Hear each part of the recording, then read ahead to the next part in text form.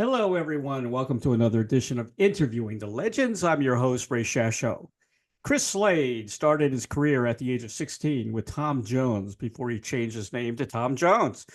Chris contributed significantly to Jones' world tours and recordings throughout the 60s. Slade was a founding member of Manfred Mann's Earthband in January of 71. He was to spend 7 years with the band, recording 8 albums and achieving 3 UK top 10 singles in the process. Joybringer, Blinded by the Light, and Davy's on the Road Again. After Earthband, he spent 2 years with Uriah Heep, 1 year with Gary Numan, and 1 year with David Gilmour in 1984. He later teamed up with Jimmy Page, Paul Rodgers, and bassist Tony Franklin to form The Firm. They produced 2 excellent albums for Atlantic in 1985 and 86. They earned them chart and radio hits, including Radioactive and Satisfaction Guaranteed.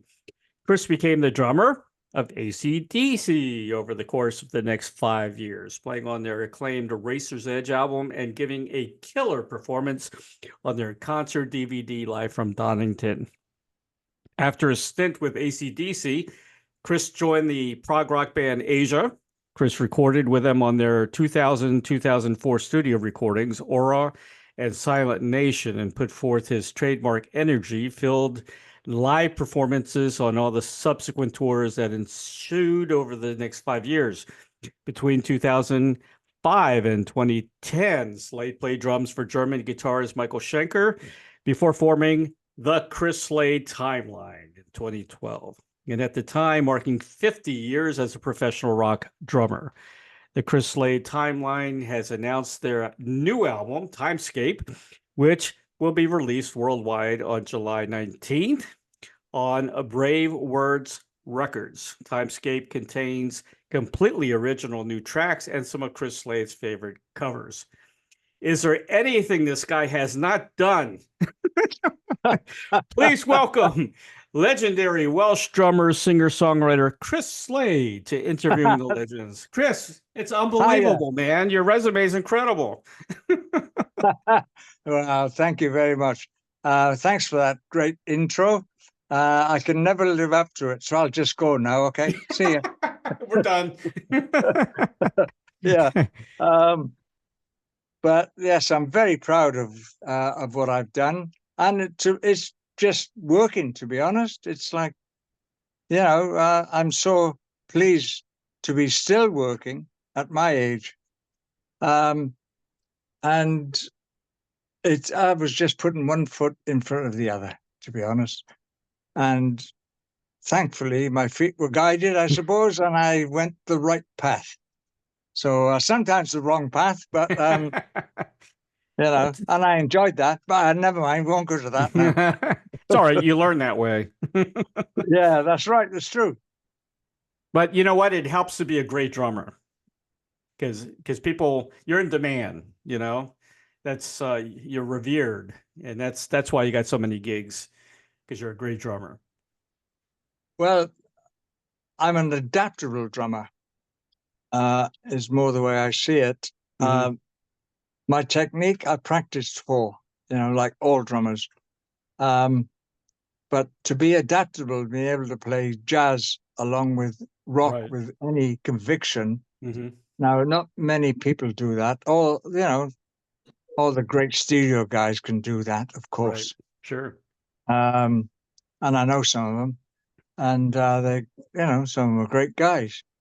And tremendous drummers. And I can't read a chart, so I was never any good at that. I didn't like doing session drums. It just seemed very impersonal. You turn up, you get your $50, and you play for 2 or 3 hours, and that's it. Yeah, nothing else. And that wasn't for me. I discovered in the 60s I stopped doing those sessions. Mm-hmm. And I knew I wanted to play live. And so I concentrated on that. And whenever an opportunity came up, I tried for it. And that's what you have to do when you're trying to get on or get anywhere, or even pay your bills and get food on your table. That's You true. got to try. You got to go for it. You got to try for it. There's a song on the original side of Timescape, which is called "Living the Dream." Yep. And you can't live the dream unless you've paid your dues and tried and believe in yourself. Exactly. That's the whole point of that song. Believe in yourself and don't believe anybody else. Because people come and say, "You're crap, man. You're just crap." Why? They'll do it anonymously, of course, usually on the internet. Yep. These days, but in in old-fashioned times, in olden days, people would say, "Yeah, look, you haven't made it yet, probably, and you're 17. You're not going to go anywhere, Yeah. Like Exactly. Tom Jones was told when he was 22 that he was too old to make it. Yeah. By more than one person, by agents, by managers, by all sorts of people in the business. And they said, "Look, Herman's Hermits, look how young they are, and you're 22. Yeah. Nothing to say the Beatles were 25 at the time, but exactly. That's true. A lot of people don't realize that. Yeah. I want to talk about all the bands you've been with, and it's Tom Jones. I love Tom Jones. I probably saw Tom in concert 5 or 6 times. He actually kissed my wife. Oh, wow. The bastard. we actually just saw him about 3 months ago here in Sarasota. And he was he was fantastic, man. He's had a lot of new material. He can't move like he can anymore. He doesn't dance around anymore, but he was fantastic. He's really good. 88 years old, I know. He looked awesome though. He's not a tenor anymore. He's a baritone now. Yeah. So he's not the top end of his vocal ability, but he's in his 80s. I mean, what can you? And see, that's the thing. We were both born with that. Just keep going, man. Just keep going. We just lost a friend of ours from Wales. Oh, really? And they flew him back to Wales and scattered his ashes on a beautiful site there. And he was at the Tom Jones concert, and he had his flag, his Welsh flag. He was waving it around, Oh, wow. Cool. Very cool. Yeah. He was a good guy, really good guy. Talking about the new album. Here's what I'm going to say about the new album. Okay. Ready? Yeah. Side 1, which consists mostly of original material, is an eclectic and innovative mix of awe-inspiring, hard and heavy progressive rock melodies. The album plays out much like a discerning rock opera. Timescape is a gratifying and artistic musical concept. Side 2 features an incredible selection of exceptional covers, spotlighting many of the bands Chris has been a member of over his illustrious 60-year career. Timescape by Chris Slade, Timeline, is a sensational album. 5 stars. Wow. Is that right? That's amazing. I'll send the 20 album. Bucks. I'll send the 20 bucks in the mail, man. I really enjoyed it, man. and the first side 1 is very eclectic, Yeah, it's very diverse. Yes. Very diverse. It reminds me of an Earthband album, actually, from the 70s. Well, you actually have a couple of Earthband tunes in there too, right? Yes. Well, I wrote the lyrics. Right. And so Joybringer and Questions I wrote the lyrics for. The Questions melody was Schubert's Third Racket. Yeah, I saw that. To quote Basil Fawlty, some American people are like, "Oh, what is he talking about?" But Basil, the Fawlty Towers was the name of the program, TV program. Right. And it was John Cleese. I remember.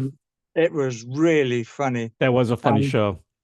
He'd say, his wife would say, "And turn that racket off." And he'd say, "It's Bram's third racket." The English, I love the English humor. I was a big Monty Python fan. big Oh, time. wow. Remember the show? Oh gosh, where it's in a department store. Are You Being Served? Yeah, Are You Being Served? I watched Yeah, every yeah. episode of that. Yeah, with one of the assistants talking about her pussy. Sorry, her cat. I know. It's so funny. I'm surprised they got away with that back then. Yeah, it was incredible how they did. They were Yeah, great. It's still it on, was. you can still watch it. Yeah, you can still laugh. Yeah. Some of those old programs, Oh, they were and great. some of them are really you can't watch them anymore because they're too embarrassing with Yeah, uh, with racial jokes and all sorts. It exactly. is terrible, and it was funny back then, Hmm. but I don't think it's funny anymore, to be honest. Yeah, like Um, All in the Family. I mean, there's a lot of oh stuff in yeah, there that people would get mad at today, you know. yep, It was good. We laughed. absolutely, We laughed. We took it with a grain of salt. yeah, Yeah. Today everybody's so tense about every yeah. little thing. You're right. You're absolutely right. Yeah. Um, People seem to be losing. Not everybody, of course. I'm generalizing. Hmm. Um, Losing their sense of humor. They are. They're And getting you've too got to serious. laugh at yourself as well as believe it in yourself. You've got to laugh at yourself. You have to. Sometimes people are in such dire straits, of course, they can't laugh at Right. themselves. They have nothing to laugh about. They've only got food for one meal, Yeah. if lucky. And that's a reality of these days, Yep. unfortunately. I I think know. it's the same in the States. And I was only in the States a few months ago. Hmm. And it certainly is in Britain. And I'm sure it's the same in Europe. I was in Europe on Saturday, Hmm. last Saturday, with Timeline doing a festival in Right. Lyon, in France, actually, because we work in Europe a lot, much more than we do in Britain. Right. And we can't get into the States because of visas. Really? So, Huh. yeah, well, it takes such a long time to do visas.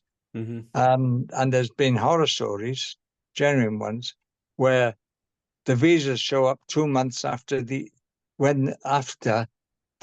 tour that you were Hmm. going to do has finished, you Wow. know, and that's not good. Not good for music. It's not good for dance. Not good for creative people in any way whatsoever. And so that side of things, I think, the creative side of things, is Right. getting depressed. As it's really getting depressed, Yeah. or suppressed, maybe. Um, the one Prime Minister, Boris Johnson of Hmm. UK, Right. uh, was asked if he would allow, because we were splitting up from the European Union, if he would allow musicians and creatives, dancers, all sorts of people, artists Hmm. of all kinds, to move between countries freely, Right. with some sort of artist's visa or something. And he said, "Don't be so stupid." Those are the words he used. Don't be Hmm. so ridiculous. Don't be so stupid. As if it wasn't important, you know. Oh my goodness. I know there's much more important things to think about, but especially war. Yeah. Um, but what an attitude to have. Don't be ridiculous. Yeah, it's crazy. Yeah. You can't take So art away. I mean, I am what I am today because of art. Because we had art in school. We had, that was my favorite subject. You right. know, Well, I'm where I am today because of art, really. yeah, exactly. Because I failed my exams. So I what just could I I just barely do? made it. No, I stopped going to school. I didn't see the point of it. Honestly, Yeah. when I was about 14, I stopped going. I used to go up the mountain Right. and sit overlooking Pontypridd. That's the town. Hmm. All day long, I'd be up there just sitting and looking. And I decided I wasn't going to go to school anymore. And I was in a good school. Yeah. Um, and a good, and it was an all boys school, and the girls' school was the other side of town. Yep. Unfortunately, and I saw no point in doing it that way. I thought I was a dummy. Yeah. At maths, particularly terrible at maths. And a few years ago, I did a full mathematics course, but not doing it the Western way, doing it the Indian way. Huh. And it's a much better system. No wonder there are so many Indian accountants, because they have a different system, the way we teach it in the West. That And makes it's sense. Yeah. it wasn't that I was dumb. It was that the system was dumb. Yeah. Compared to this Indian system. I know we can't use that old stuff, Yeah.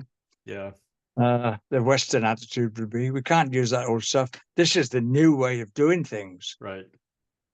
We teach it this 2 and 2 are 5. Oh, thank you very much.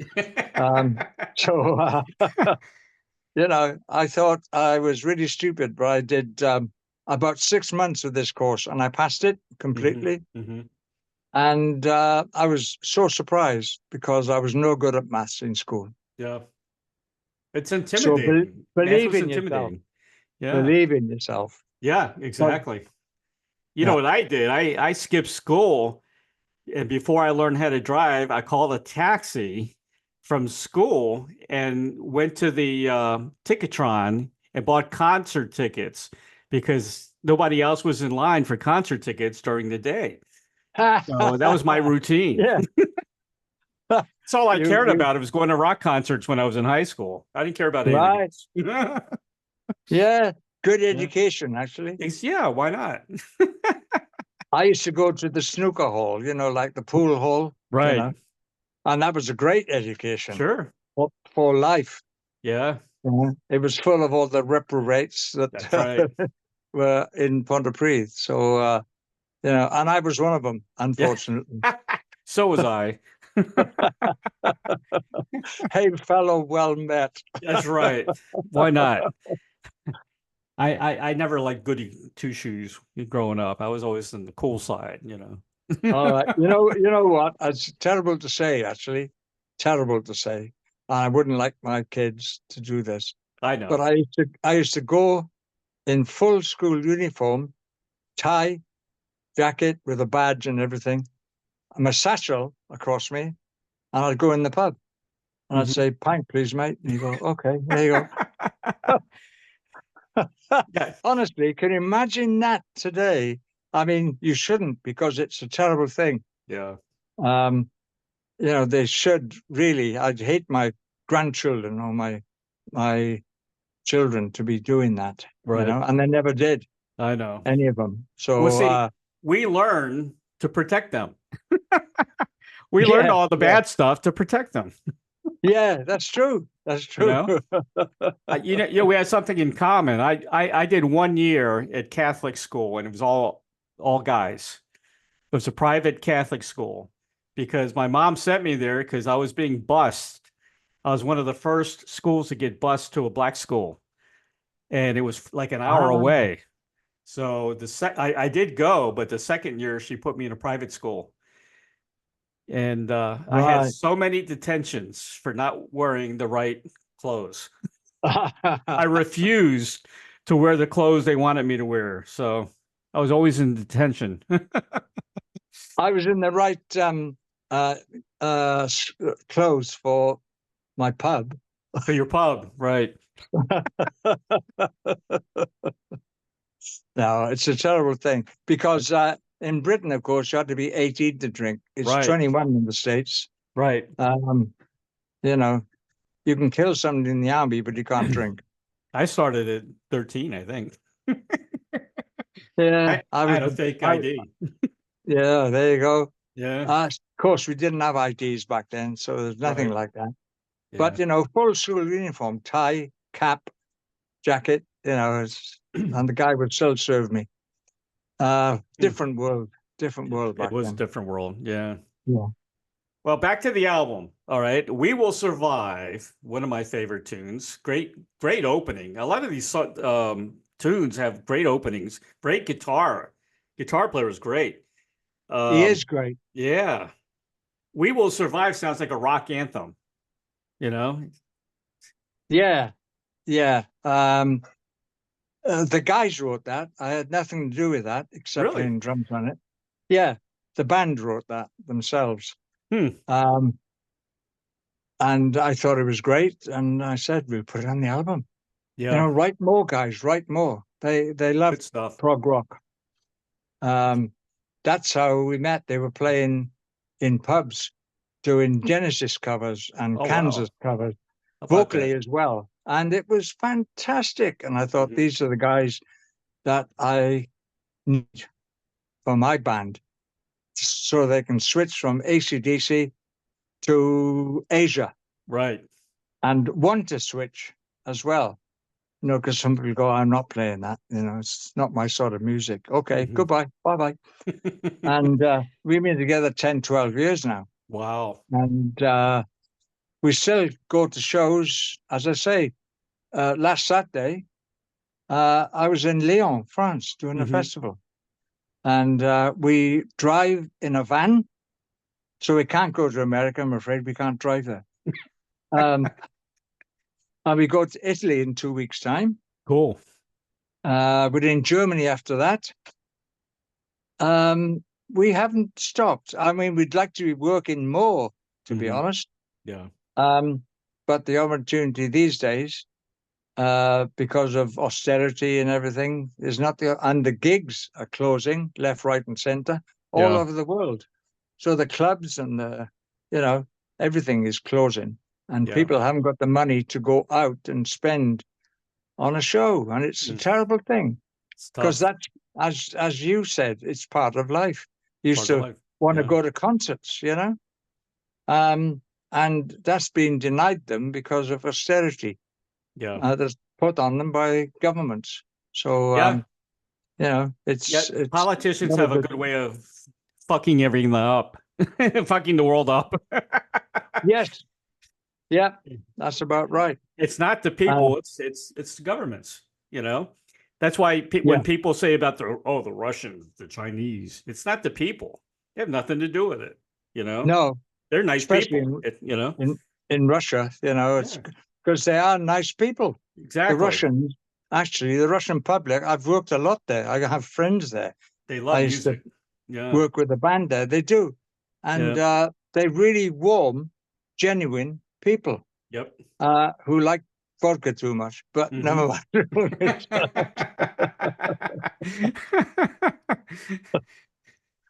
But and we just changed our government. Like last Friday in Britain, we changed our government to like a Labour government, which is like the Democrats, if you like, and the Republicans are out, the Conservatives are out. But it's not going to make any difference. No, because they're all the same. Politicians are all the same. Anyway, let's get off politics. They are all the same. It doesn't matter. No, doesn't matter who the hell's in front. It doesn't matter. No. Joybringer's a cool song.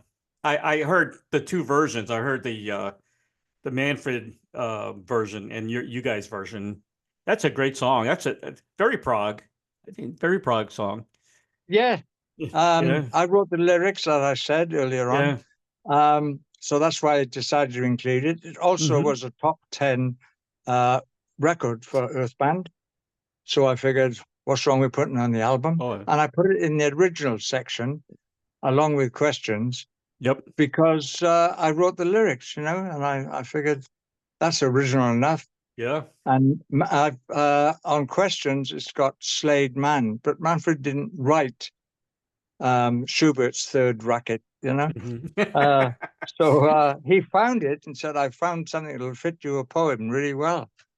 And I went, well, let's hear it. And I thought that I didn't have to change anything in the sequence of the words or anything. It just fitted.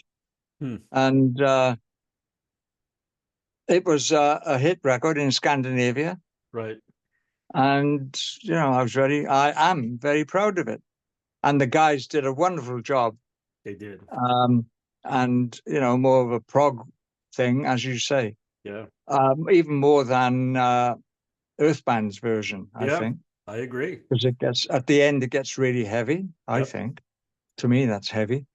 And, you know, the guys, again, did a wonderful job, and they always do.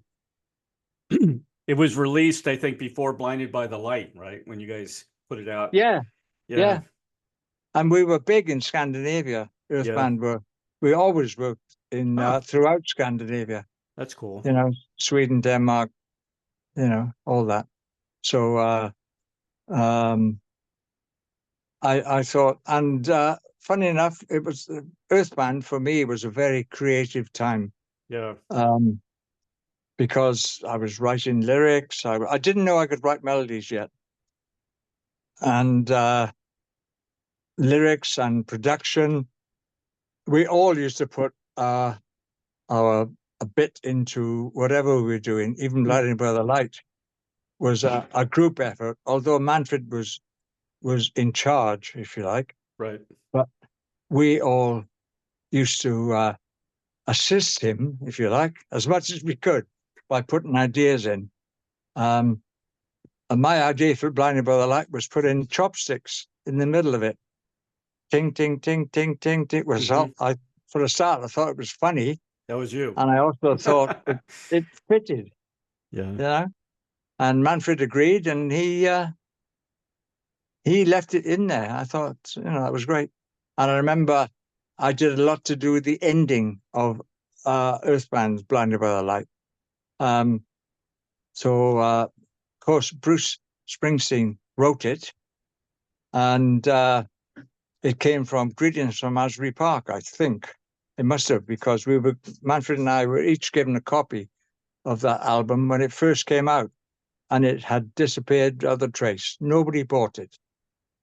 And then, of course, with Blinded by the Light being made into a pop song, which I'm sure Bruce doesn't like at all, everybody went back to Asbury Park and said, this is the original. And I was running around Britain telling every DJ and every journalist I could find, you gotta see this Bruce Springsteen guy. He's great. And I saw him live as well, Bruce, and the E Street Band. And he was doing a 3-hour show, and it was tremendous. And he does 3-5 hours sometimes, doesn't he? Yeah, he used to in the past anyway. Yeah. And he's a great writer, one of the great writers. And I'm not, it's not to persuade anybody of that now, but I thought back then this guy is tremendous, and me being a lyricist, somebody said it's the first time Bruce got a rhyming dictionary.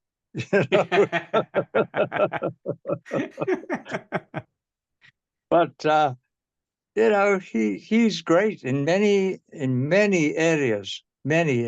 Performer, writer, singer, tremendous. Great talent. And it wouldn't have been obvious, I don't think, to a lot of people. Right. But because of us, Earthband, having that #1 single all around the world with B. Springsteen underneath the writer, Yeah. He made a lot of money because of you guys. Well, I used to know Max Weinberg quite well. He came and saw the Firm once, and we were backstage, and I said, oh, by the way, Max, I was the drummer on Blinded by the Light. He said, whoa, that kept us going for a few years. Yeah, exactly. Because it's all the same band, from way back then. That song is so popular. It's still popular. It's like it never ends, Yeah. You can hear it tomorrow on the radio, and it sounds like it's a brand new song again. It's one of those songs. As I say, I was in the States this year. My daughter lives in the States, in Seattle, and you hear Blinded by the Light on the radio all the time. That's right. All the time. And you switch stations, and you hear Blinded by the Light again. It's true. And this is what, 50 years after it came out? It's one of those radio mainstays, People yeah. It's I had incredible. Chris on the show several times. He's a good guy. Johnson. Yeah, he's a good guy because he released a lot of solo stuff. He's a great singer. Yeah. Retired now, right? I think he's retired. Yes, I believe somebody told me that the other day. Yeah. He's too young to retire. Has he gone back to New Zealand? Maybe. I haven't talked to him for a while. I was told what he was doing, but I've forgotten where he lives. I think it might be Switzerland or New Zealand. I'm not quite sure. Yeah. But anyway. He's not that old. He is a great singer. Yes, he is. And, he co-wrote The Voice. You know that song? Mm-hmm. He co-wrote that. And I think that's one of the greatest songs ever written, to be honest. La da da da da da da da. Da da da da da da. Whoa! Oh, it's an amazing song. It's like Thunderstruck has a chant in it. That also has a chant in it, Yeah, yeah. And if you can do that, I haven't succeeded yet, but I'm going to keep trying. It's a great hook for people to latch onto. Yep. Living the Dream is such a positive song. I mean, believe in yourself and believe in no one else. Yeah. That's, when people, you hit it right on the head, because there's so many people told me when I was in radio, I was a top 40 DJ back in the late 70s. And there's always someone that says, you're not going to make it. They're always either jealous of you or they can't get what you have. But they want to put you down. That happens all the time to people, Yes, and people believe them. That's why exactly believe no one else. You've got to have, in this business especially, and I'm sure it's true of me, you've got to have rhino hide, is what I say. Right. You've got to be tough as the smelly stuff, Yeah, true. And twice as smelly. Because, some there's no time to shower. There's no time to watch TV. Right. There's no time for anything. You get to the next gig and play and set up your kit and play. Yeah. And some people can't do that. They just can't. They like an easy life. So fair enough. Live off the government if you want. Yeah. But why don't you have some ambition and be the greatest tennis player that's ever been, or whatever, right. And that is, I was watching Djokovic play tennis yesterday at Wimbledon, because that's right. on now. Yep. And there's somebody who's got self-belief. Oh, yeah. And it is unbelievable the way he believes in himself. And you can see it. You can see it in his attitude. And anybody who is a great of anything, great painter, great singer, you've got to have that self-belief. Sure. And it must be inherent in your being, because somebody's going to try and kick you in the balls and tell you useless. Always happens. Yes. It used to happen before the internet, but it's even worse now. It's worse now. Oh, yeah. She's too fat. She's too thin. Yeah. She's got terrible hair. She wears awful clothes. It's just. What's so sad?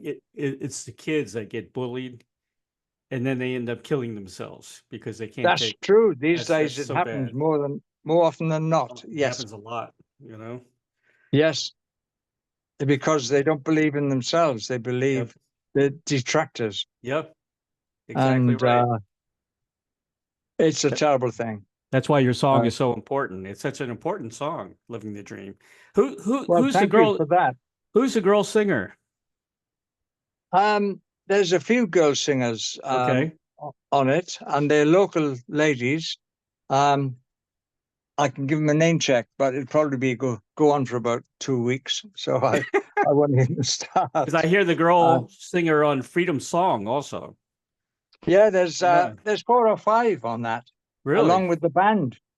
So it's I couldn't get a gospel choir as such. I was looking for a gospel choir. Okay. And I just asked everybody I possibly could. And it just didn't happen. So we had to do it ourselves. And I think the ladies and the guys did a great job. They did a I great really did. job. Yeah. Yeah. You So know, thank you for those positive oh, comments. your songs I'm are very pleased positive. to hear them because I haven't had much feedback, Yeah. because the record hasn't come out yet. It comes out in about a week. I love it. Freedom Song. You've got to make a video for Freedom Song. I have ideas. The message there I got was united we stand, divided we fall. Yes. Right? And it starts with one for all, all One for for one. all. Yeah, all for one. The old Musketeers thing, Exactly. Exactly. It's a great song, very 60s sounding, which I love. You mean, are you telling me I'm old fashioned? So am I. It sounds No, great, man. somebody said, a publisher friend of mine said, Right. it's a bit too retro for me. I said, I'm sorry, that's me. Oh, gosh. I said, What's that's wrong with my retro? taste, There's nothing wrong with retro. The best music in the world was in the 60s. Yeah, I grew up in the 60s. Well, if you start with the Beatles, you're going to be right, That's right. Because a lot of that stuff is still relevant today. It is. And I was a big fan of the Beatles, and I was in a fan club. I really wish I knew my number in the Beatles fan club. And I used to have all the magazines, and my mother threw them out at the end because they were under the bed, gathering dust. Yeah. And my mother threw them all out, and they're probably worth a fortune now, relatively. Probably thousands of dollars. Did you get to meet any of the Beatles? Yes. Yeah. Yes, I've met them all. Oh, even John?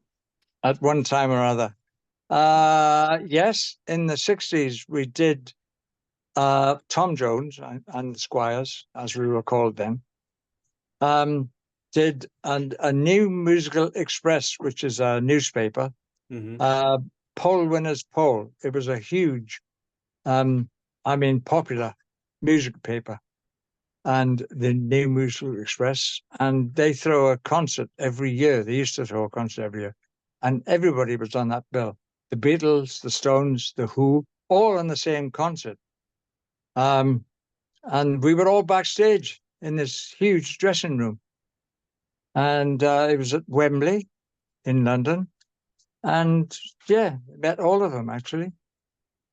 And my first gig, professional, so to speak, didn't get paid any money, but it was a professional gig. My first one was supporting the Rolling Stones with Tom Jones. Oh, wow. When they'd first come out with a record, and it was a Chuck Berry song called Come On. Yep. And it had just charted. And they did this club in Oxford Street in London, which is the big shopping place. And it was a place called Tiles, which is a basement of one of the shops.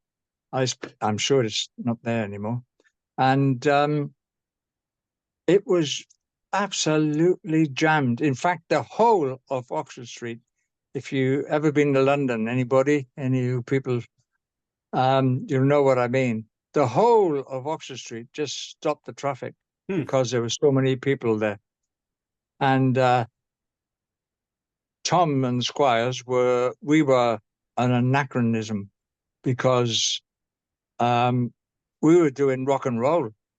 We were doing Jerry Lee and Little Richard and all that sort of rock and roll stuff. And the Stones themselves, they hadn't started writing yet. So they were doing the blues standards, Howlin' Wolf and John Lee Hooker and stuff like that. Yeah. So, they weren't writing, but they were popular. I was a fan myself of the Stones, but I didn't like them then as a band. I thought they were, I don't know, they just didn't appeal to me. But I was a fan before then. Right. And I saw them about 5 years ago in Paris. And they were fantastic. They really were, honestly. So it just goes to show, I also saw him in Orange County decades ago, and they were also fantastic then. And I got to meet some of the crew and some of the backing singers and people like that. Right. And it's a funny old world, isn't it? It is. Isn't it? I got to ask you, Tom Jones mentioned, I thought it was the Hollywood Bowl. I don't remember, but he was on the bill and with the Beatles, and it could have been a lot of bands. And he was sitting in the audience with not the audience, there's nobody there. The Beatles were going to warm up. It was like a sound check or something. And he was sitting there with his manager, Gordon Mills. Yeah.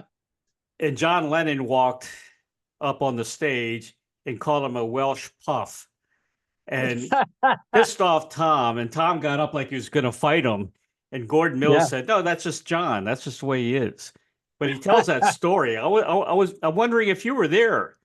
Could it have been there. No? I don't even know that. I don't even know that story. Really? But don't call Tom Jones a Welsh puff, in his younger days, he was a street fighter. Yeah. And he and Pete Townsend were arguing once about who's going on the bill. And here's the thing. Townsend goes, "You were number one last week. We're number one this week. And so we're top of the bill." And they were getting, nearly into blows. And Townsend's a tall guy, big guy. And Tom's 6 foot. But, right. I would put my money that Townsend would be standing up at the end of that altercation. Tom wasn't he? Did he work in the mines or something at one time? No, his father was a miner. Oh, okay. He was what was called then a teddy boy. A teddy boy, right?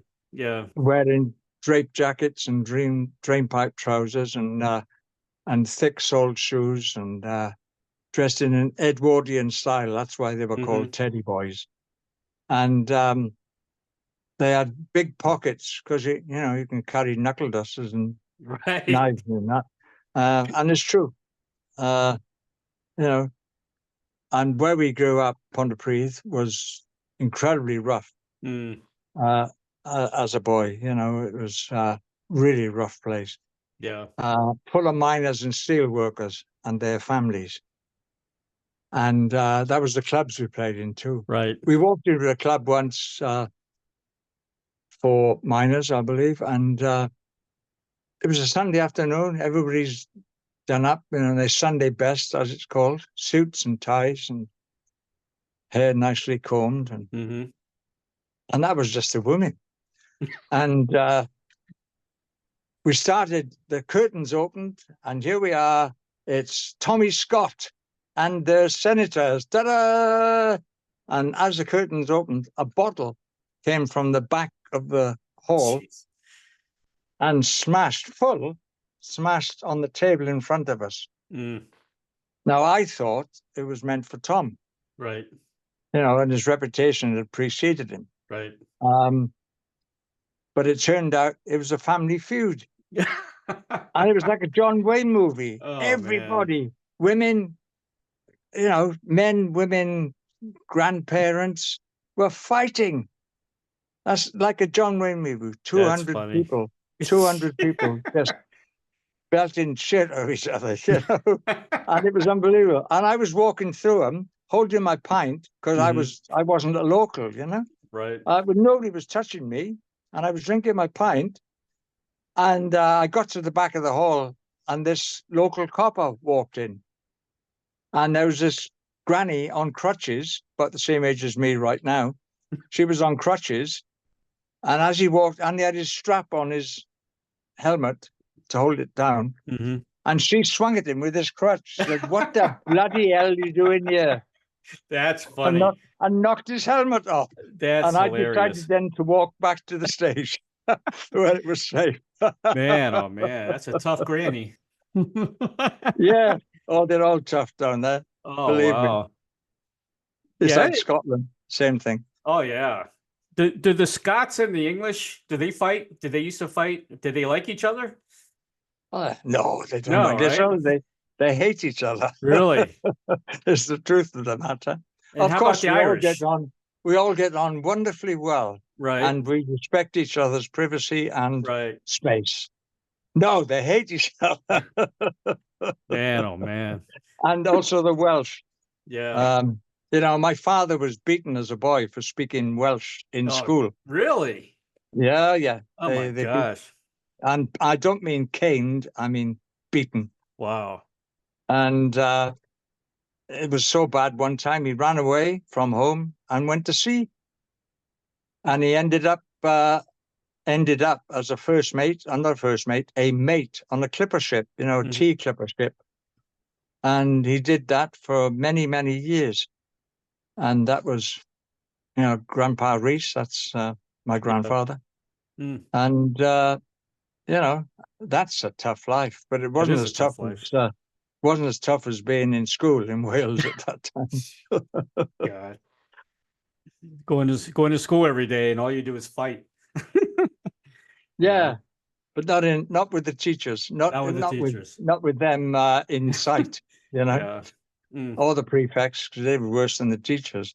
Yeah, I can imagine. There's a picture of you in between Elvis and Tom Jones. Oh my Yeah, gosh. How many people can get a picture like that? yeah, and I call it "Who's That with Slade?" Yeah, that's good. I like that. So talk to me about the picture. We know about Tom Jones, but what about Elvis? Well, he was a big fan of Tom's, Right. honestly, They were friends. and they then became friends. Mm-hmm. And he happened to be in Vegas to see Tom, and he threw a party for us afterwards. So we went along, and we had some beers, not many, by the way, and he wasn't even drinking. And he was very polite and very quiet and reserved. Mm. And, like a lot of people describe him back then, it's before Right. he ever did drugs, Yeah. But he was a very polite and gentlemanly guy, believe it or not. Yeah. That's what I've I'm sure heard. he had his moments, but that's the way I saw him. Yeah. Tom and we've never done drugs in our lives. Mm-hmm. It just wasn't in our culture when we grew up. Yeah. So there wasn't the opportunity, and they were doing it in London. We were told famously by somebody from Pontypridd, "Oh, watch yourself when you go up to London, boys, because they're all on it. Like, see, um, the Who, they're all on it, and all them Beatles, they're all on it. You watch out, because they're all on it. Don't get on it, okay?" So we That's left funny. Pontypridd that night, actually, and drove to London, and we never looked back, to be honest. Yeah. Well, you guys never did drugs or heavy drinking, but there must have been a lot of Oh, girls, plenty especially of with heavy Tom drinking, Jones. I'm afraid. Okay. But what about the girls? You're with Tom Jones. There's got to be a lot of girls. I know he was married, but I know the stories. I've talked to Engelbert about the girls, Engelbert Humperdinck. Oh, yeah. I know Engelbert very well. I knew him before he was Engelbert Humperdinck, Right. and his professional name was Jerry Dorsey. His real name isn't, but his What performance name. he And he told was in it. me he claims that he did the sideburn thing before Elvis. That's what he told me. I don't know about that. I've never been able to do it myself. Wish I could. Yeah. I just don't have the hair for it, Right, right. Yeah, but you look Um, like a drummer. yeah, yeah. You know, Hey, I sort of invented that look. I I think you wasn't the did. first. I wasn't the first, but I was about the second or third. I think it was April Wine had a bald drummer first, and I saw him shaving his head one day, and I thought that's a good idea. And it took me years to get the courage to do Right. it. And my missus just went like with my shaver once, zip, and that was it. That was it. She went there and shaved all that off. And so I figured I better carry on now. Yeah. I've always wanted a shaved head because I was well into Zen Buddhism. Okay. And that's the reason. And I shaved my head to look different. And I had gray hair, and I was working with guys who were 23 years old, and I was like 30 something. Right. So I thought, let's get rid of this gray stuff. And I just shaved it all off. And I looked in the mirror and I thought, what have you done, Slade? What have you done? And it's been that way ever since. You used to wear a bandana too, right? I did, yeah. In Earthband, I did. A lot of the old shots, you're wearing a bandana. That came from martial arts, actually. I've done martial arts most of my life, all styles. I mean, all styles. Really? Started with karate, got into Aikido, sword, staff, and bow and arrow too. It's called Kyudo in Japanese. It's not target archery as such. It's it's called Kyudo, which is the way of the bow. And like everything else, the Japanese approach it in a different way to, if you've ever seen The Seven Samurai, the movie, right? Kurosawa's Seven Samurai, you see great bow work at the end battle. And that sort of inspired me as well. Do you have the sword? You use this? I did Yaido, as it's called, which is sword drawing. And I wanted to learn Giri, which is cutting, and learning to cut properly, because that's an art in itself. Right. But I started that, but I didn't finish it, I'm afraid. Probably a chore came up or something. And that was difficult, fitting the martial arts in around gigs, Yeah. Because I used to miss so many what they call gradings. So I was a brown belt for years and years, and other people getting black belts, and I was still a brown belt because I just couldn't make the gradings because I had gigs. Yeah.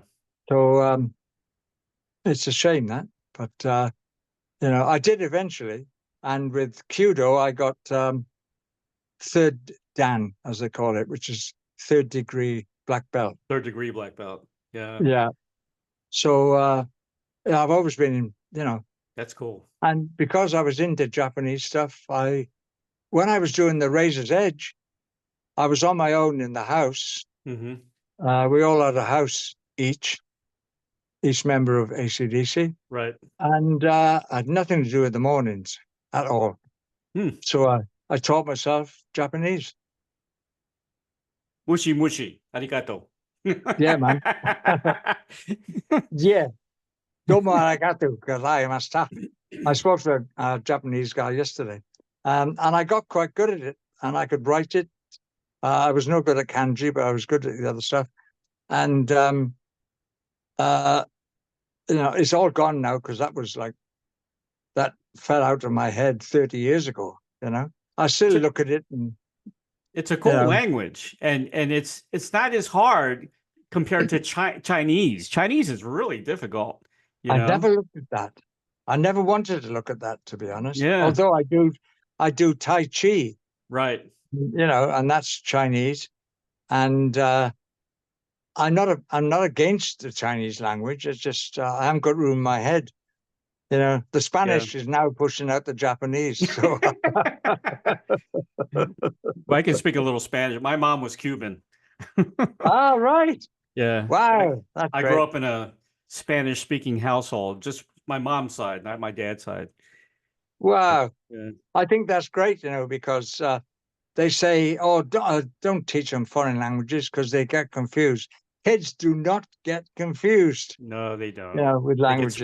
They get smarter, Yeah, as you get older, it gets harder. But yeah, it does. It does. Definitely.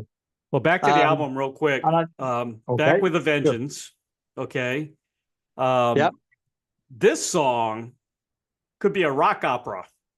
And what I normally tell people when I hear a song like this, it's like a concept album within a concept album, a concept Song. album within Yeah. a song. Yeah, exactly. Which is really cool. And the drums Well, are thank awesome you in very this. much. The drums are great. The vocals a little bit sounded like Brian Johnson for some reason. Well, the singers on it is James Comfort, the guitarist, right? And Bun Davis doing his AC/DC voice, because I asked him to do it. Oh, did you really? Yeah, I did. So there's two of them singing it. And, that's the reason you think of Brian Johnson, because he was doing his Brian Johnson voice. At my request. He said, "Can I use my normal voice?" He used his normal voice on Sundance, which is the first track on the album. Right. And that's his normal, ordinary, everyday singing voice, if you like. Okay. But he does Brian Johnson so well, I wanted him to do it on that. And of course, he does it on the second side of the album too, the second CD. The covers and that. I love your drums on the track. Thank you. They're great sounding drums. I mean, that's where it starts. They do. They're GW, and I've been playing them for many, many years. Yeah. And they're they're just the best. I'm sorry to everybody else, but they are the best.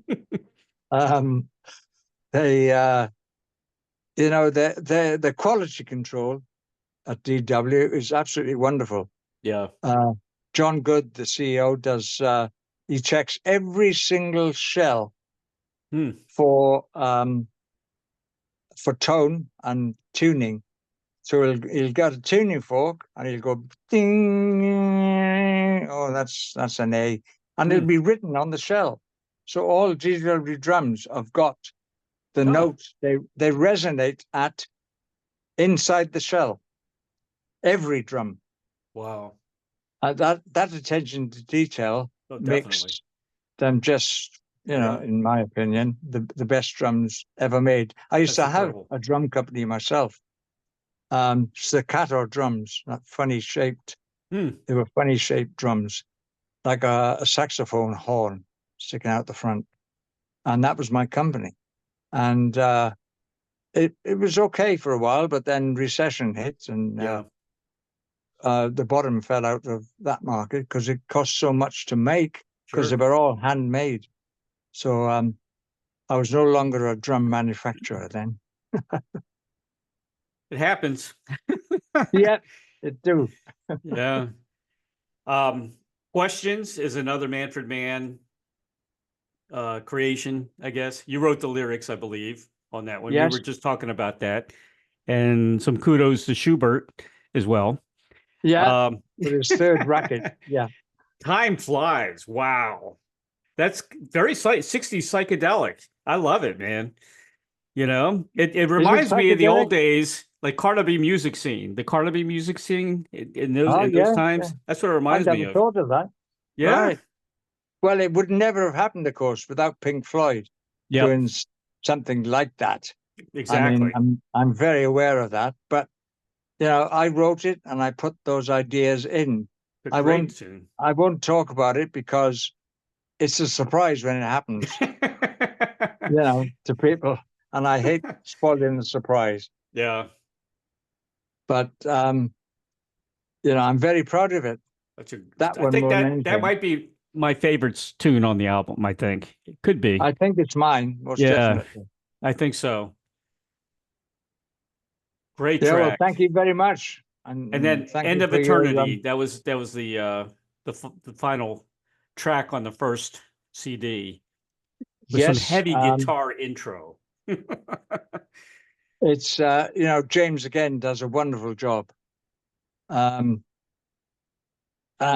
it wouldn't have worked without his great playing. He is a great player, especially on stage. Good band. You got a great band there. Yes, I'm really so proud of him.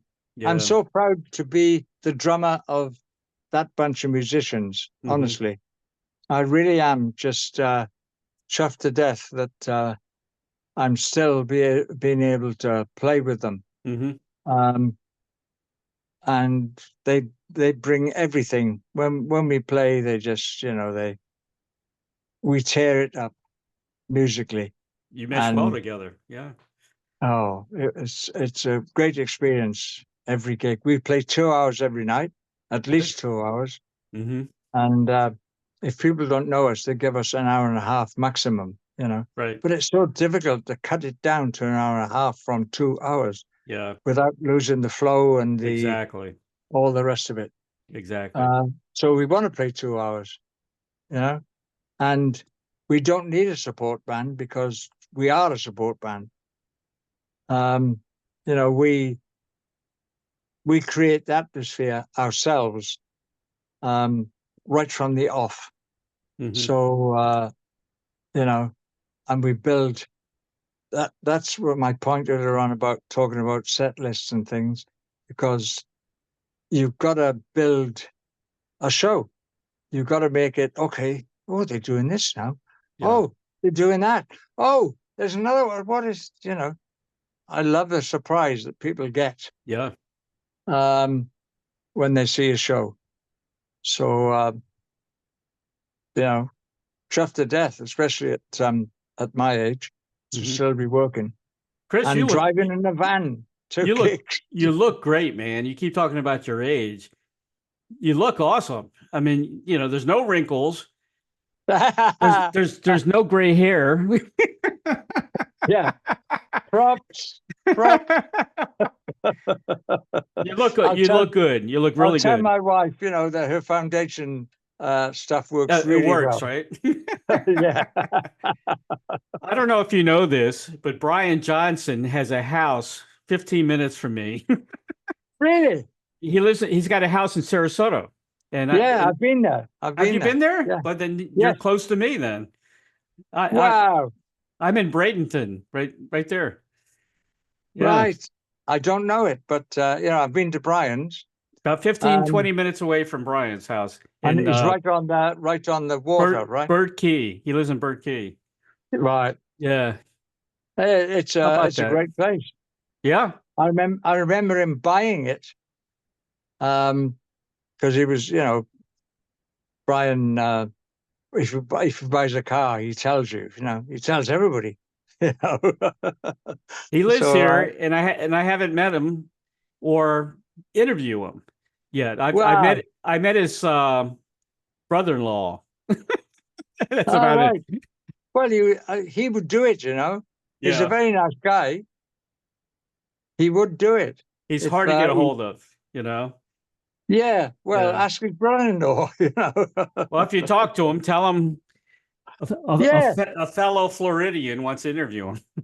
Yeah, here's my card. Will you give it to Brian, please? There you go. Yeah. Believe in yourself, man. Believe exactly. Thank you. He was Brian just did a recording session here in Sarasota with Slash. Oh, really? Yeah, and he's got Steven Tyler's going to be on the song too. I think it might be a song for Slash. I think it could be.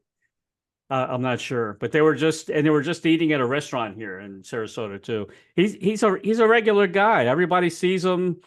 They say hi. Sometimes he sings in local pubs. Wow, that's brilliant. He's English, you know that, don't you? Yeah. Yep. But he moved to the States, but he was born in England. Got a hell of a car collection too. Brian or Slash? Oh, who are you talking about?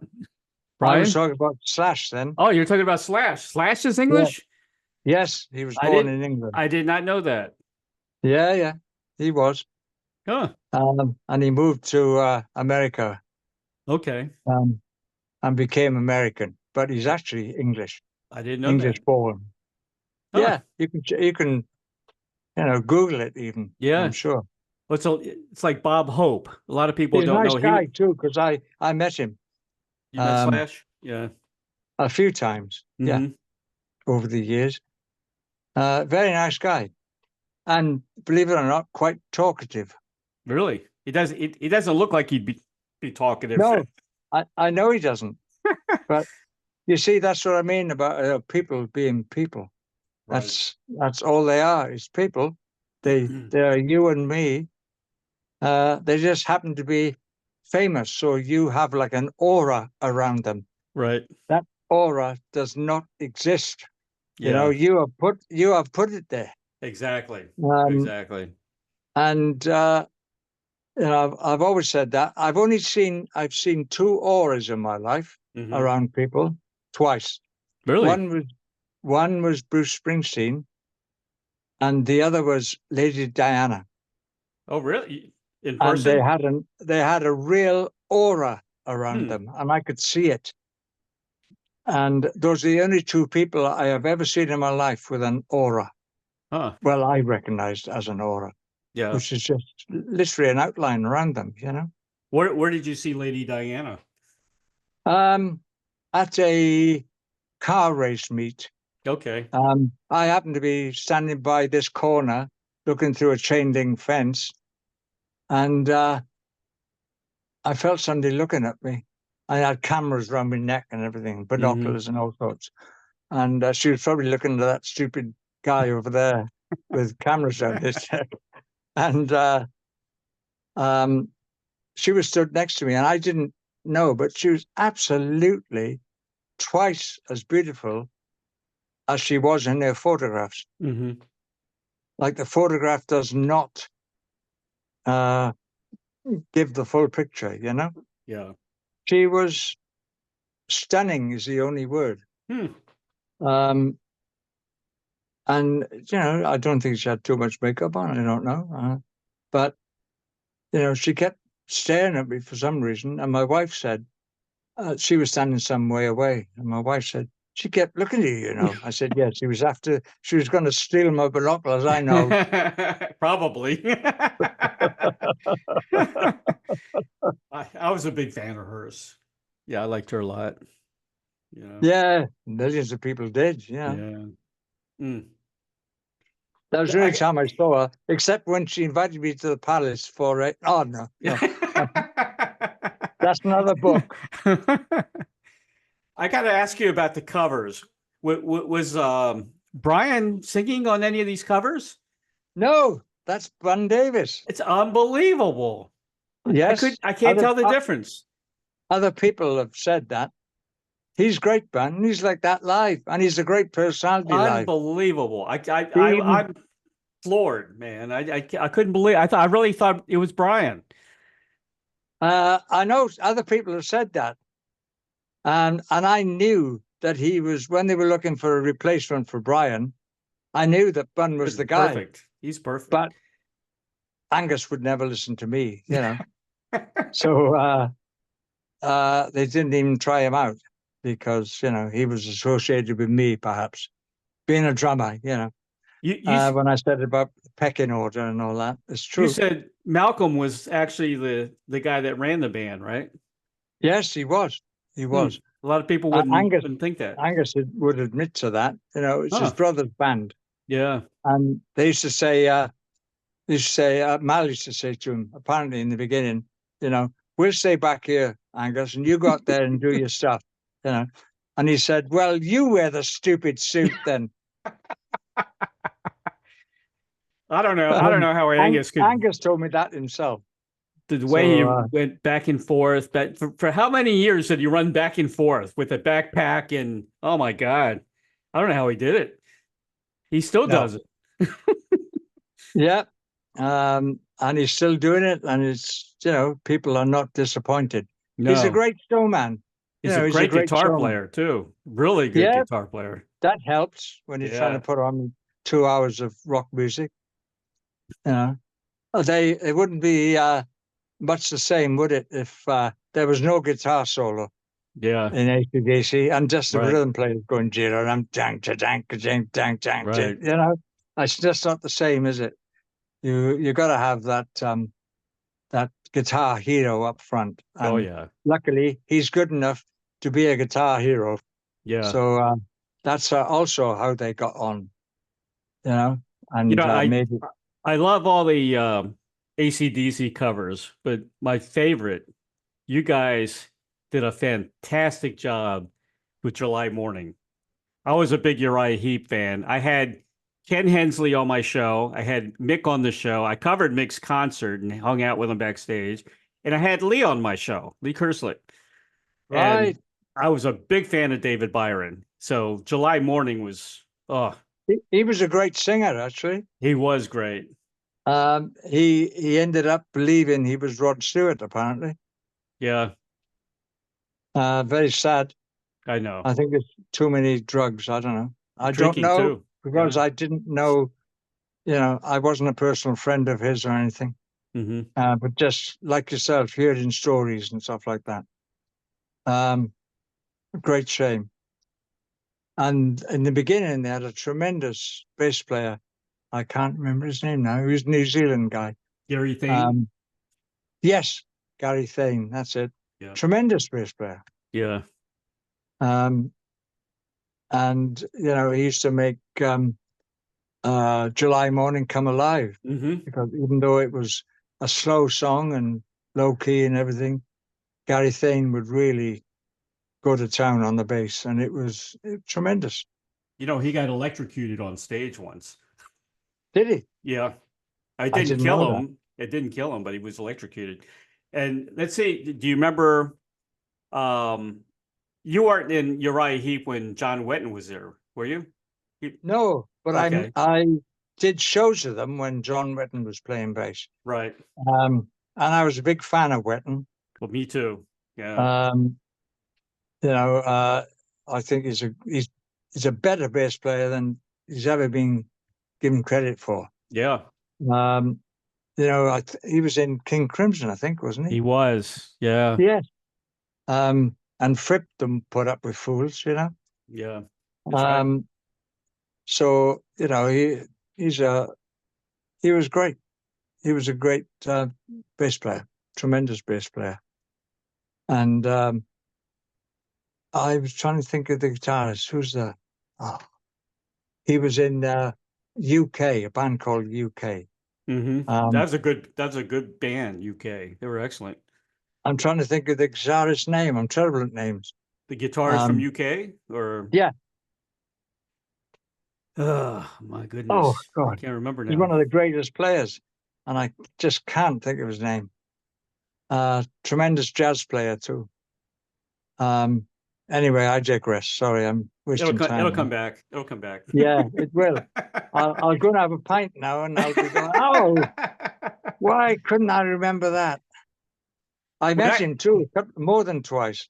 Yeah. And I played with him more than twice, just a jam with him.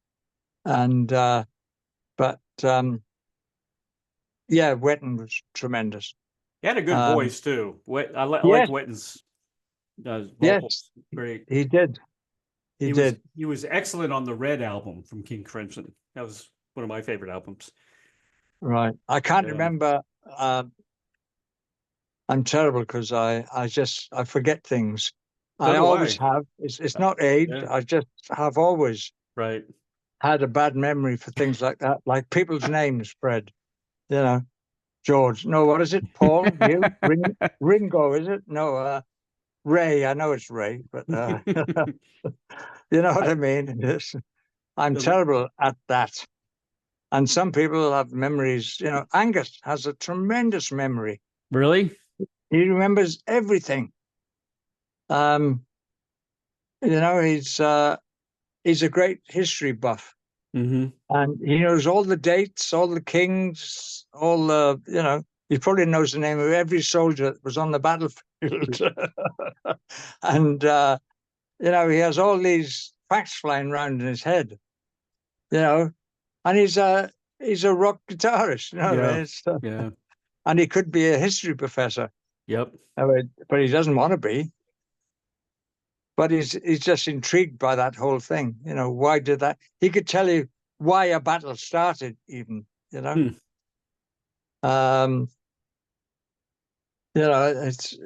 the facts in his head is just unbelievable.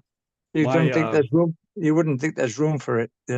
My son-in-law is a history teacher, Oh, And really? yeah, we're always talking back and forth about things, about history. He's helping me with. I'm writing a book. It's my fourth book. It's kind of like the apocalypse, you know, but Right. it's going into detail about military and weapons and the names of ships, and it's all real stuff. And he's kind of helping me out with some of the international stuff, you know. Fantastic. So yeah, That's great. I like history. I like history. Believe in yourself, man. Yeah, believe in yourself. I can't even finish my first book. Well, if you need help, let me know. Yeah. Thank I you. love the album. 5 stars. CD two with all those covers are incredible, man. I mean, you couldn't ask for a better album. And Thank you very much indeed. That's a great endorsement. it's great. It really is. Because you've heard everything, I love it. I just want to Wow. touch on some of the bands you played with real quick. Um, you were actually in a band with Olivia Newton-John way back when, right? Yes, it was called Tomorrow. Isn't that something? That is so cool. Yeah. Way back And when. it was a movie project, Right. and she was the singer, and they wanted a drummer because their drummer had left. And it wasn't to do the movie, it was to do the promotion for it, because it was about a band, for the band. The band was called Tomorrow. Right. And it was like a space failure, actually. Sci-fi. Um, I knew the keyboard player, and because he used to work with Tom Jones, and he told me about it and said, go for it. So there were like probably a dozen people in the shortlist, and I ended up with it. And it's funny, that fate thing. I knew that the guy was going to turn around and say, "You've got it, Chris." I knew it.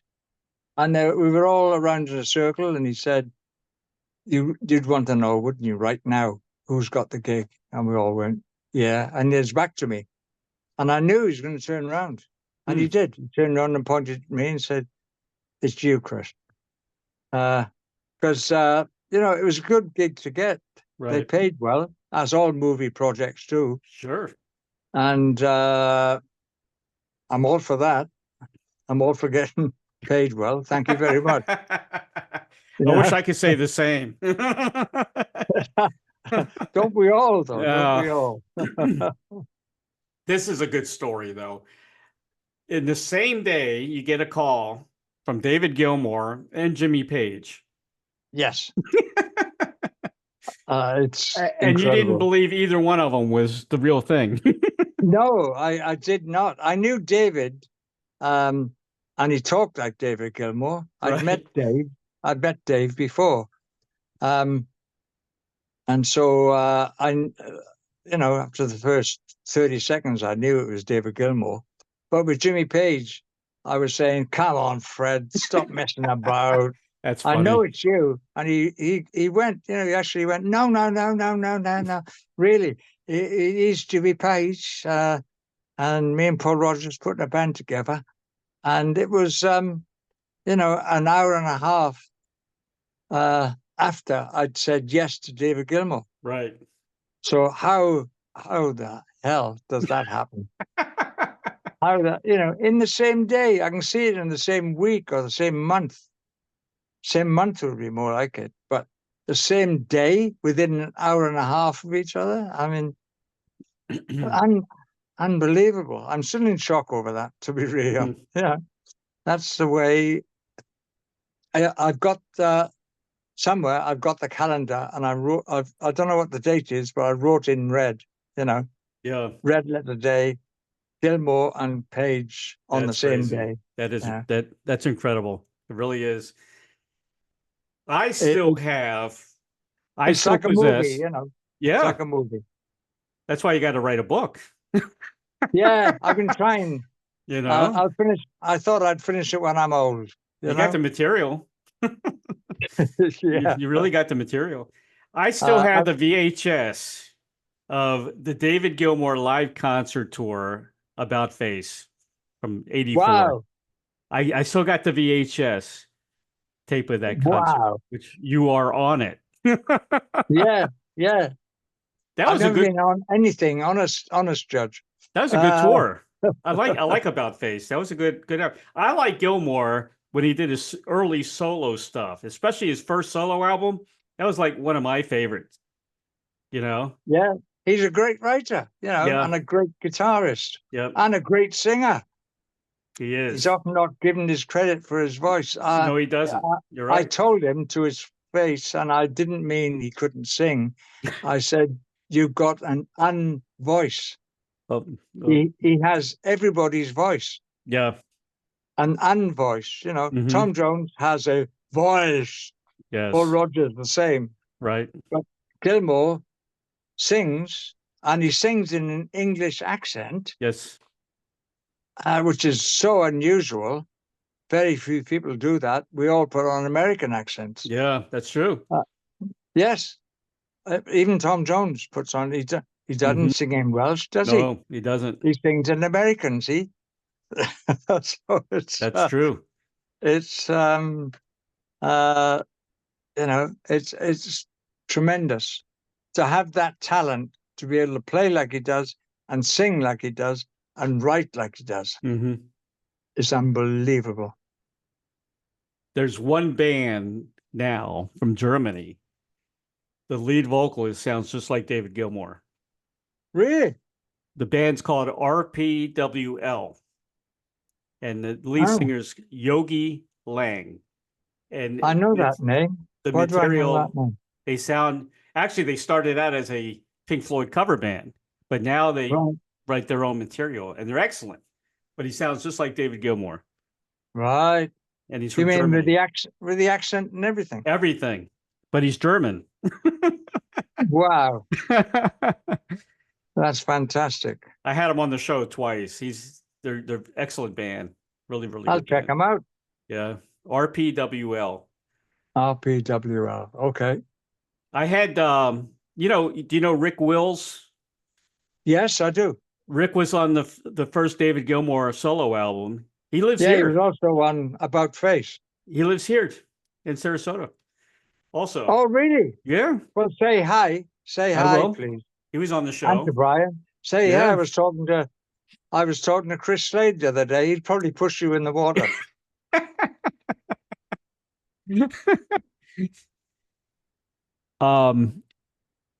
I mean, working with David Gilmour and Jimmy Page, that's a dream come true. It really is. Absolutely. And the Firm, yes. the Firm was such a good band, you know? Yeah. You know, there's so many people say that to me. We probably, you know, I did 6 interviews today. Right. This is the 6th, you know? Right. And every single one of them said the Firm was such a great band.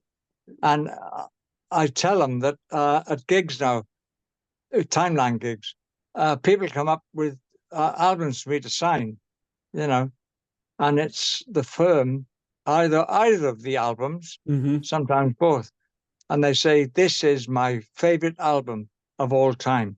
They don't say Led Zeppelin or Pink Floyd. They say the Firm. The Firm, yeah. And I'm just so surprised by that. I just don't know what to say.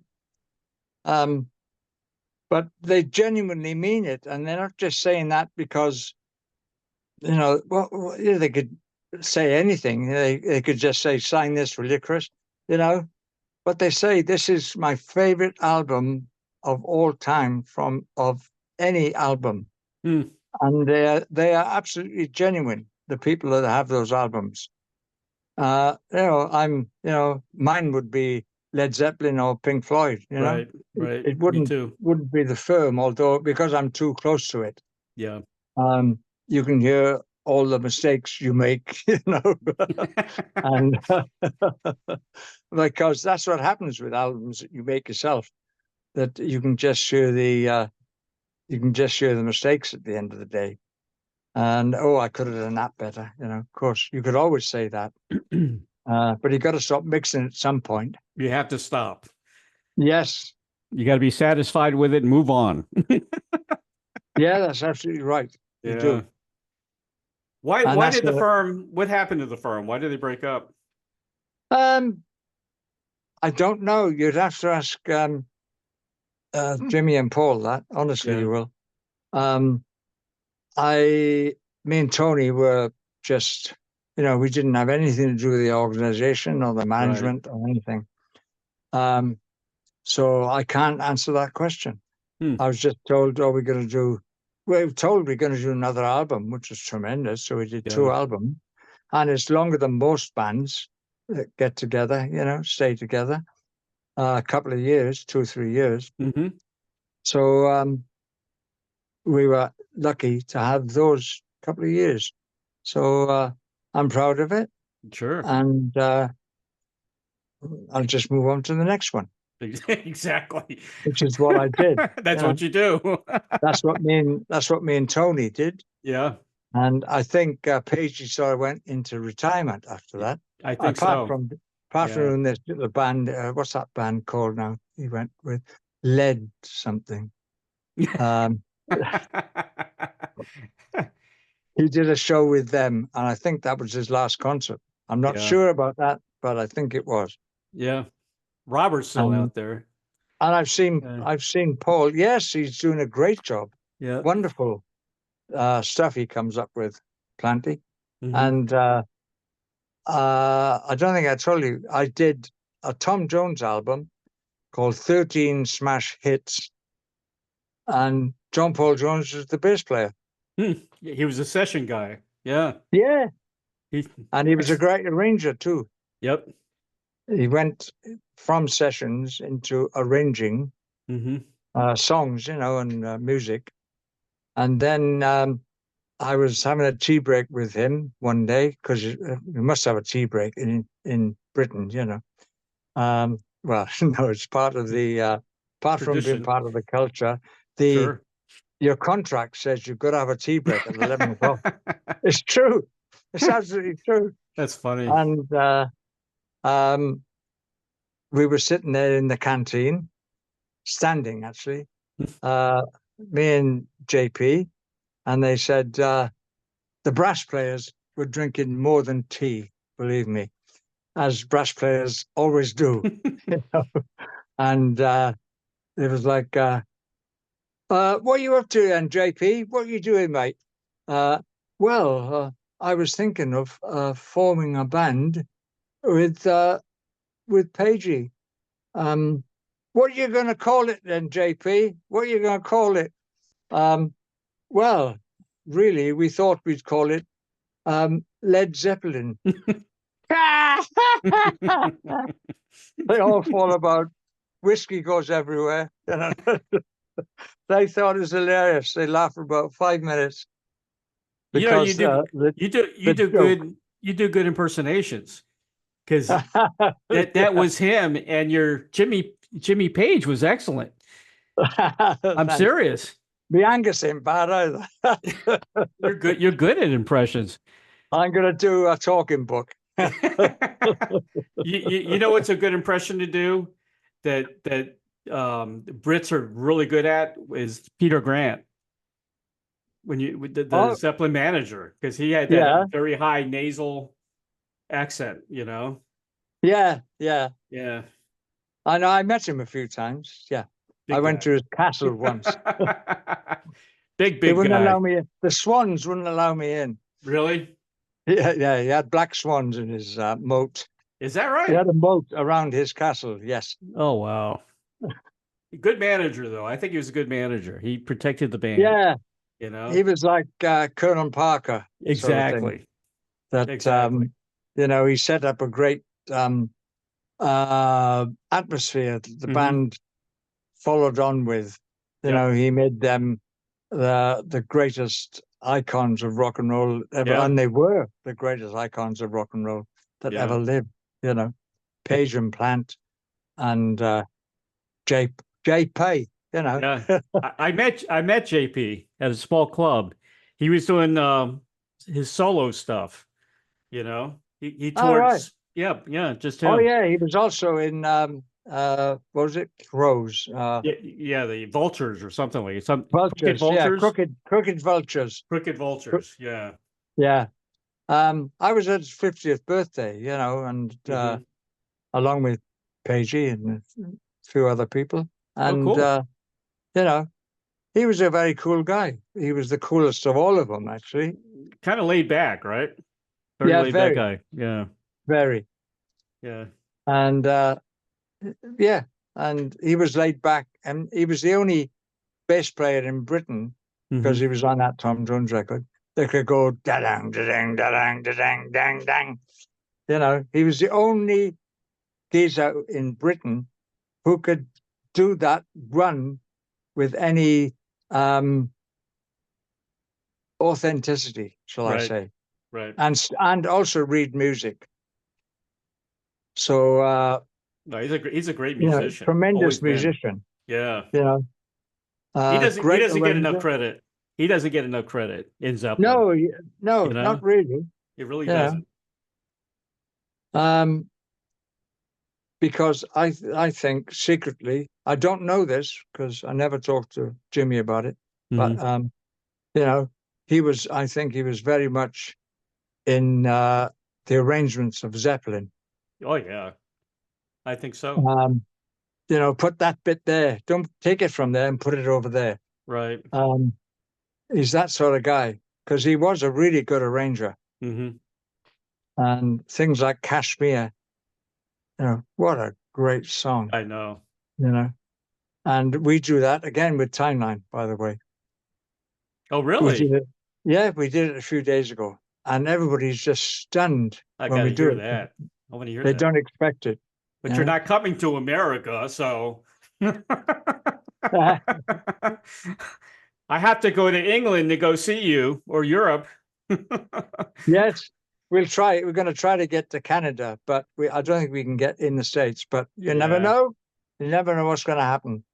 As I say, I've got a green card. Yep. So I can get there, but not the band. The band can't, and I'm not going to work with anybody else. Right. I don't blame you. Because they're so good. Yeah. I don't blame you. I had David Fishoff on my show. Oh, yeah. I know you David. did the High Voltage Rock and Roll Fantasy Camp. Yes. Was that fun? Yes, I did one in February, I think, this year. Or March, February, I think. And he's always run that fantasy camp thing. He's good. And I've done it. I did it for many years, but it's such hard work. Is it really? Oh, unbelievable. You get people, and some are really good, by the way, right, in fantasy camp, but some can't even play, not even triangle. Yeah, he told me that. He said it'll take anybody. Yeah. And it's potluck who you get. And the thing starts at breakfast at 8:30 in the morning, 8 o'clock in the morning when you have breakfast, with questions. And it doesn't stop, and you don't stop talking till 10:30, 11:30 at night, man. when you're in the bar. Wow. And believe it or not, that is very, very hard work. Well, you know how hard it can be, how difficult it can be. I'm happy to do it, but it's just all day long, and that's for a week. That's for a week. That's a long time. Yeah. Yeah. And people are always asking your advice. What should I do in this song that we're doing in the room? And it's a big responsibility. I enjoyed it when I did it because I lived in California, at the time. But now I live in Britain. It's a bit more difficult to get back and forth. So I enjoyed what I did the last time, February or whatever it was, this February. And it was great, and it was ego boosting to do it also, which is always nice, Yeah. People treat you nice. It's really good. Yeah. Well, you're a hero to them, Yeah, I mean that sort of thing. Yes, they tell you that, you know. Yeah. I don't believe them, but yeah, they tell you that. Were you there with me? You know, I'm not. Were I'm you not there with Nancy Wilson? Was Nancy Wilson with you? It was the same show, the Same same show. fantasy Okay. camp. Yeah. Yeah, same fantasy camp. Okay.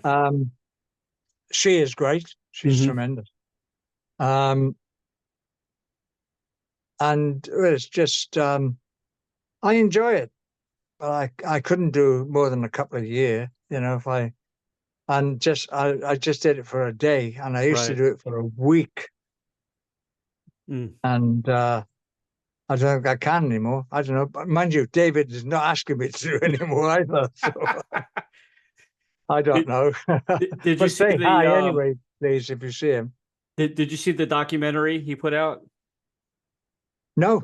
That's why I had him on the show, because he's got a documentary about fantasy camp. So yeah. No, I didn't think know. you can get it on Amazon. I mean, you can watch it on Amazon, I think, or Netflix. One of them. Oh, right. Yeah. Okay. No, I didn't know about that. Yeah, we were promoting that. Huh. I learned one of your favorite drummers was in Styx. Yes, Todd Zuckerman. Yes. He's a tremendous drummer. Probably the best drummer I've ever seen live, apart from Buddy Rich. Yep. I sat next to Buddy Rich. I was 6 feet away from his drum kit in Roddy Scott's in London. And I learned so much. I didn't mean I could learn how to play like Buddy Rich. I mean, I learned a lot about playing. This is in the 60s. He was so fast. He's unbelievable, and so tasteful too. Yeah. And yes, he could play anything, and his solos were just unbelievable. And Todd Zuckerman, though, his father was a drum teacher, so he started head and shoulders above all of us. You know, he started with lessons at about 4 or 5 years old, and he used to go and play in a bar, a tiny bar in Manhattan Beach in California. And I used to go whenever I could on a Friday, and I sat in myself as well, because all the band they're all pro musicians, and they're all great musicians. Like Coco Powell is the bass player and singer, often in that band, and he's just a great musician, that guy, and all of them are great musicians. And they became friends when I lived in California, and I've played on some of their albums and all sorts of stuff like that. And you know, they're a good time, but they just get up and play whatever it takes they fancy. Yeah, you know. And one time they started a song, and I didn't know it, because to them, being American, you know, the American guys know this inside out. I'd never heard it before in my life, because when it was a hit in America, perhaps I was traveling back to England or back to Europe, you know, and they started this song and I didn't know it, so I had to make it up. I was like, make it up as you go along, you know. He's making it up as he's going along. How much is that? How much does that earn? You know, oh, you can have it. What's wrong with it? Yeah, exactly. That's funny. Well, Chris, here's your final question. Right. I ask everybody I interview this question. I get some really interesting answers. Okay. If you had a Field of Dreams wish, like the movie, that's one of my favorite movies, Field of Dreams, to perform with, collaborate with anyone from the past or present, who would that be? Oh, wow. If you want to put together a band, that's okay. That's a tough question. It really is. I don't know how to answer that. I really don't. Jacob Astorius on bass. That's one. That's a good one. Go. Yeah. I jammed with him once. Wow. Whoa. Just me and him on stage in a club awesome. in New York. And he was tremendous. And it was so good as a thing.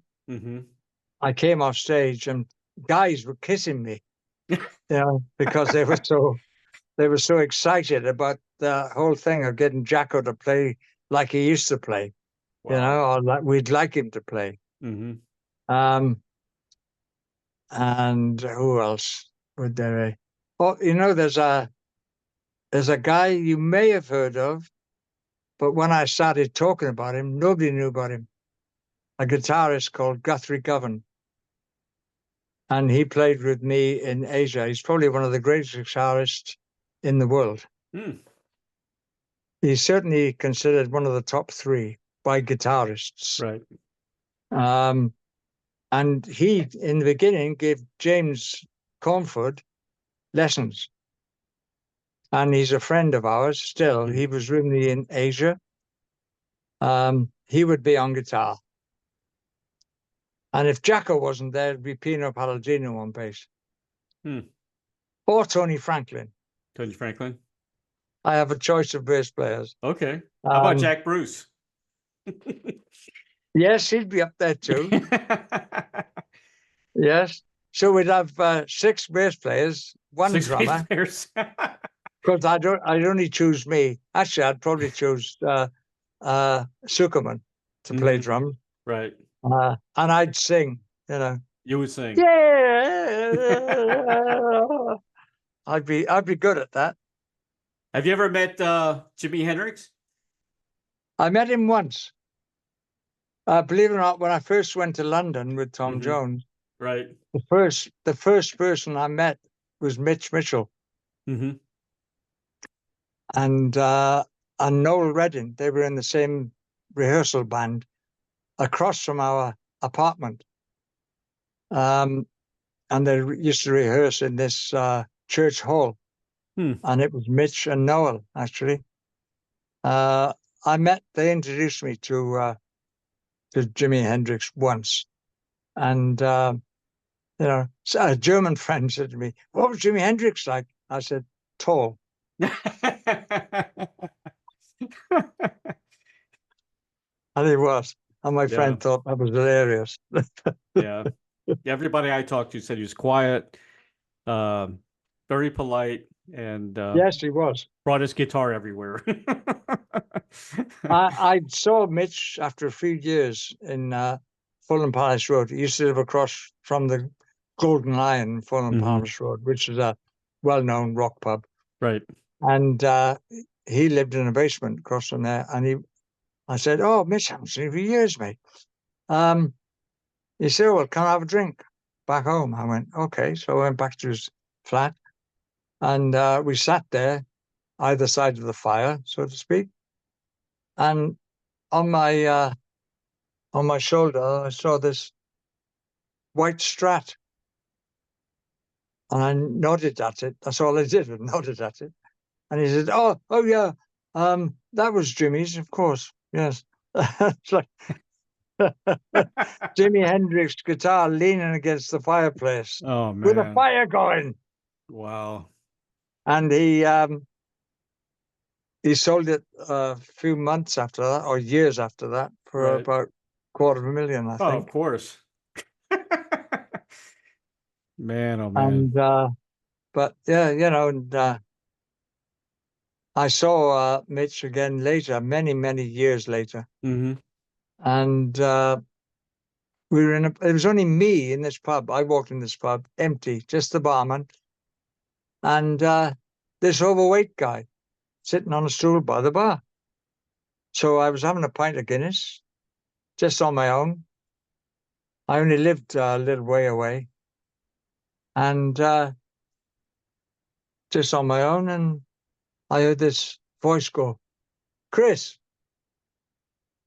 And I looked around the pub. Nobody there, the barman and this overweight guy. And it was Mitch. And I didn't recognize him. He changed so much. I knew him when he was a skinny, he and I was a skinny kid. I don't remember him being heavy. Huh. He became very heavy, unfortunately. I didn't know that.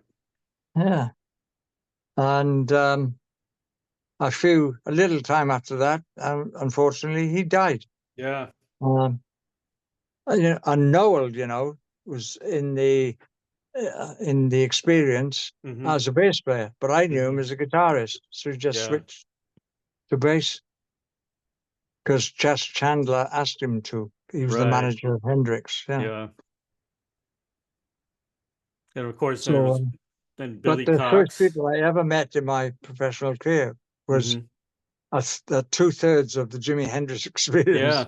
before they were Jimi Hendrix experience. Very cool. Awesome. I met, I haven't met any Beatles. I met Pete Best. I had Pete Best on my show. Oh yeah, I've met Pete. He's a Yeah, nice he's a guy, good I guy. think. And Yeah. I had Julian on my show, Julian Lennon. Oh yeah, I met him too. Talking to him was like talking to John. I mean, they sound exactly alike. Yeah. I used to know him when he was in New York City, I think, and so was I. What was I doing? I think it was the firm. Pretty sure it was. But over a period of weeks, I met him. He used to show up at the shows and things like that. We went to the same places, coincidentally. But yeah, you meet some people along the way. Oh yeah, you met them all. Jason Bonham. I knew him when he was a pink-faced 19-year-old guy. And he did great on that Led Zeppelin concert. I had Deborah on the show. Deborah Bonham. Oh right, yeah. The sister of. Yeah, she's a great singer. Yeah, she's good. She still is. We've done some shows with her actually. And Peter Bullock, right? Peter. Yeah. Bullock. Yes. Yeah, Peter Bullock. Very, very nice people. She's a great singer. And Jason is a great singer too. Oh, really? I didn't know that. Yes.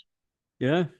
And John Bonham apparently had a great voice too. John had a good voice. I didn't know that either. Yeah. So Debbie sings the way she does. She's a great blues singer. Yes, she's good. Very good. If you see Angus, tell him to bleach his hair. I don't like the white hair. Oh, bleach his hair? Well, make it go back to the original color. Yeah, he's not that sort of guy, actually. Because it's making him look too old. I'm not ready to see Angus young old yet. The rock star. Yeah, I don't want to see him old yet, No, I know what you mean. It's too hard. We don't like bald drummers either. Same reason. Bald drummers are okay. Bald is okay, but the white hair, forget it. Yeah, I know. A white-haired schoolboy is not really the look. No, it's not. It's not. He's got to go back into time. Chris, you got anything else for me? You're going to do some shows coming up. You got the new album coming out. Yeah.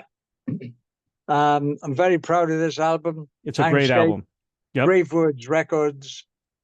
Chris Slade Timeline is the band, and very proud of it. And I've been told by yourself even that it's a really good album.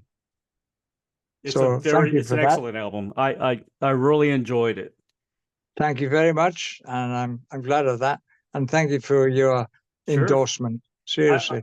I just want to I just noticed I actually had Tom Paxton on the show not long ago. Oh, right. Yeah, and you did How Come the Sun back in 71 with him, right? Yeah. Yes. He's still going strong. Yeah, I bet he did. Yeah. I saw him in Germany. Oh, it was decades after I worked with him. And that was probably 50, 60 years ago, the last time I saw him. But that was a session that I did, along with a few others that I got credited with. Yeah, because people don't put credits on albums. I In know. those days. They didn't. Like, it's a shame. It was me and John Paul Jones on the Tom Jones 13 Smash Hits album. Isn't that something? Yeah. No Yeah. credits. It wasn't Jimmy Page as well. It was probably Big Jim Sullivan or somebody like that. Right. But, all top session guys. And JP was a top session guy also. How about the Wrecking Crew? Those guys didn't get enough credit for all the stuff they did, Yep. I know it's and they played on everything. They played on the Beach Boys, and people don't know that. Exactly. Well, they do now these days. They do now. But back then, nobody knew it was them on the Beach Boys. They thought it was the Beach Boys. That's right. It's surprising, and it's like, I think it was Duran Duran in Britain used Chic, Bernard Edwards, and people like that. Right. Instead of the band playing, it was Chic. Because again, they were top session people. Yeah. And that happens a lot, that some people think, oh, that's great, I love that record. I know. Yeah. And then you find out decades later that wasn't it them. was somebody else that you didn't think it was, on there. Yeah. Was on there.